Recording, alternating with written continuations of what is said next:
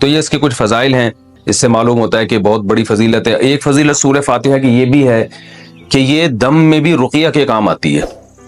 صحابی سے ثابت ہے کہ انہوں نے جن اتارا اور سورہ فاتحہ پڑھ کے ان پہ پھونک مارتے گئے اور وہ جن کے اثرات ختم ہوتے چلے گئے۔ تو اس لیے اگر کسی پہ خدا نخواستہ جادو یا جنات کے اثرات ہوں تو سورہ فاتحہ پانی پہ دم کر کے چھینٹے ماریں یا ویسے ہی پھونک ماریں، اس کا بہت فائدہ ہوتا ہے۔ یہ سورہ فاتحہ کیا جو ہے نا کچھ فضیلت تھی جو میں نے آپ کے سامنے بیان کی۔ اب اس کی کچھ تفسیر بیان کروں گا۔ سورہ فاتحہ میں نماز میں اس کا کیا مقام ہے؟ رسول اللہ صلی اللہ علیہ وسلم نے ارشاد فرمایا کہ من لم یقرأ بفاتحۃ الکتاب فلا صلاۃ لہ، بخاری کی حدیث ہے، جو شخص سورہ فاتحہ نہیں پڑھتا اس کی نماز نہیں ہوتی۔ تو اتنی بات تو بہرحال ثابت ہے کہ سورہ فاتحہ نماز کا ایک ضروری حصہ ہے۔ اب اس میں اختلاف ہے فقہا کا کہ امام اگر پڑھ لے تو سب کی طرف سے کافی ہوگی یا نہیں ہوگی۔ اس میں امام ابو حنیفہ رحمہ اللہ تعالیٰ کا جو قول ہے وہ یہ ہے کہ امام اگر پڑھ لے گا تو مقتدیوں پہ پڑھنا لازم نہیں ہے، بلکہ جائز ہی نہیں ہے، کیونکہ امام کی قرات مقتدیوں کے لیے کافی ہے۔ باقی سورہ فاتحہ کی تفسیر کیا ہے؟ نبی، یہ قرآن مجید کی وہ سورت ہے جو سب سے پہلے جس کو رکھا گیا ہے، نازل تو پہلے نہیں ہوئی ہے لیکن رکھا سب سے پہلے گیا اس کو۔ اس کی وجہ یہ ہے کہ ہم جب بھی قرآن کی ابتدا کریں تو سورہ فاتحہ سے کریں۔ فاتحہ کا معنی ویسے بھی کھول دینے والا، کھول دینے والی، تو یہاں سے گویا ابتدا ہو رہی ہے، قرآن کھل رہا ہے یہاں سے۔ تو اس صورت میں اللہ تعالیٰ نے اس کو تمہید بنایا ہے۔ جیسے ہر کتاب سے پہلے کچھ ایک تمہید ہوتی ہے نا، انٹروڈکشن ہوتا ہے، تو گویا یہ ایک قسم کی تمہید ہے۔ تو اللہ نے اس میں سب سے پہلے اپنا تعارف کروایا کہ الحمد للہ رب العالمین، تمام تعریفیں اللہ کے لیے ہیں جو تمام جہانوں کا پالنے والا۔ یہ جو للہ میں لام ہے نا، اس کو تخصیص والا لام بھی کہتے ہیں۔ گاڑی اردو ہے، سمجھ میں نہ آئے تو کوئی ایسی بات نہیں ہے، یوں سمجھ لیں کہ اسلام کا مطلب ہے تمام تعریفیں صرف اللہ کے لیے ہیں۔ یہ صرف بھی یہاں لگا ہوا ہے، یعنی جتنی بھی تعریفیں ہیں، سخاوت ہے، جود و سخا ہے، بہادری ہے، یہ جو بھی کمالات سمجھے جاتے ہیں، علم والا ہے، رحمت والا ہے، تو تمام تعریفیں حقیقت میں صرف کس میں پائی جاتی ہیں؟ اللہ میں۔ اگر انسانوں میں کوئی تعریف ہے تو اللہ کی دین سے ہے، اللہ کی عطا سے ہے، ورنہ حقیقت میں حقیقی تعریف کا مستحق تو صرف اللہ کی ذات ہے۔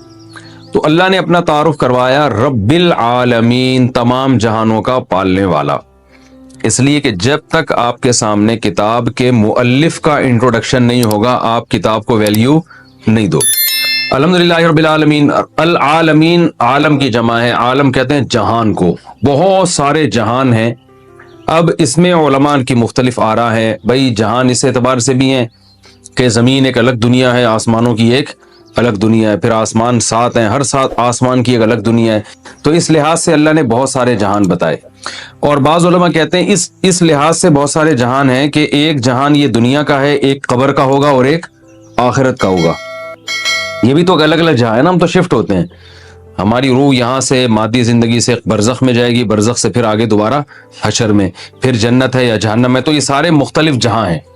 اور بعض علماء کہتے ہیں اس لحاظ سے یہ مختلف جہاں ہیں کہ جیسے ایک مادی زندگی ہے نا انسانوں کی ہے، ایک فرشتوں کی بھی زندگی ہے، ان کی بھی ایک الگ دنیا ہے، جنات کی بھی ایک الگ دنیا ہے۔ تو جنات کیوں ٹریس نہیں ہوتے، کیوں نظر نہیں آتے؟ اس لیے کہ وہ مادی چیز نہیں ہے، وہ ایک الگ ہی مخلوق ہے جو ہم اس کو دیکھ نہیں سکتے، آگ سے بنی ہوئی مخلوق ہے۔ اور یہ جو فرشتے ہیں یہ روشنی سے بنی ہوئی مخلوق ہے، تو یہ بالکل ایک الگ جہاں ہے۔ تو اس لیے انسان کی جو ریسرچ ہے نا، جو مادی ذرائع ہیں تحقیق کے، اس میں یہ آتا ہی نہیں ہے۔ تو یہ الگ الگ جہان اللہ نے بنائے ہیں فرشتوں کی۔ ہو سکتا ہے یہاں بہت سارے فرشتوں میں نظر نہیں آ رہے، یہاں ہزاروں جنات ہمیں نظر، اور شکر ہے کہ نظر نہیں آ رہے، کیونکہ ہمیں نظر آئے تو پھر جنات کو ہم نظر نہیں آئیں گے، ہم یہاں سے شارٹ ہو جائیں گے، ٹھیک ہے نا۔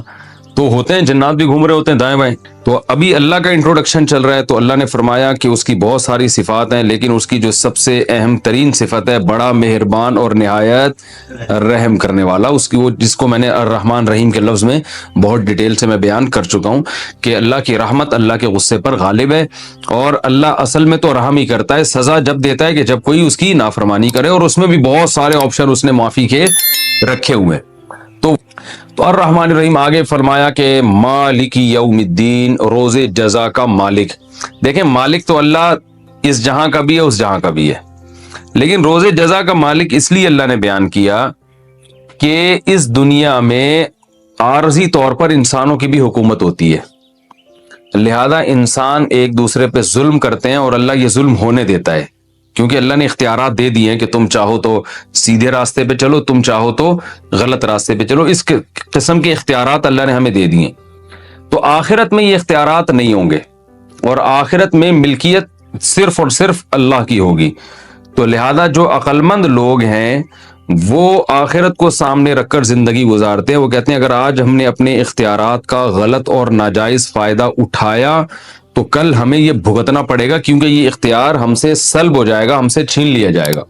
تو اس لیے اللہ نے بتایا کہ مسلمان کا عقیدہ کیا ہے کہ اللہ دنیا کا بھی مالک ہے اور آخرت کا تو تن تنہا مالک ہوگا، اس میں تو عارضی طور پر بھی لوگوں کو اختیارات نہیں ہوں گے۔